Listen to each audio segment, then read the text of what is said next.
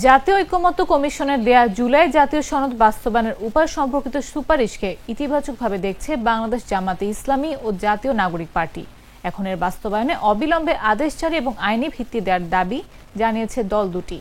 জামায়াতের নায়েবে আমির সৈয়দ আব্দুল্লাহ মোহাম্মদ তাহের বলেন, আমরা কমিশনের সুপারিশকে ইতিবাচকভাবে দেখছি, অবিলম্বে সনদ বাস্তবায়নের আদেশ দেওয়ার দাবি করছি। সেই সঙ্গে জাতীয় নির্বাচনের আগে আগামী নভেম্বরের মধ্যে গণভোটের মাধ্যমে আইনি ভিত্তি দেওয়ার দাবি করছি।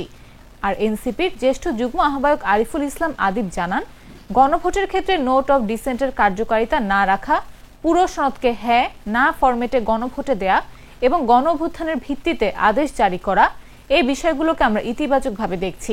এদিকে বিএনপি বলছে, জুলাই জাতীয় সনদ বাস্তবায়নের উপায় নিয়ে জাতীয় ঐকমত্য কমিশনের দেওয়া সুপারিশে রয়েছে অসঙ্গতি ও একাধিক ঐক্যপূর্ণ বিষয়। বিএনপির স্থায়ী কমিটির সদস্য সালাউদ্দিন আহমদ বলেছেন, কমিশন জাতীয় ঐকমত্য নয় বরং অনৈক্য তৈরি করেছে। সংবিধান সংস্কার পরিষদের প্রস্তাব কমিশনে কখনো আলোচিত হয়নি বলেও দাবি করেন তিনি।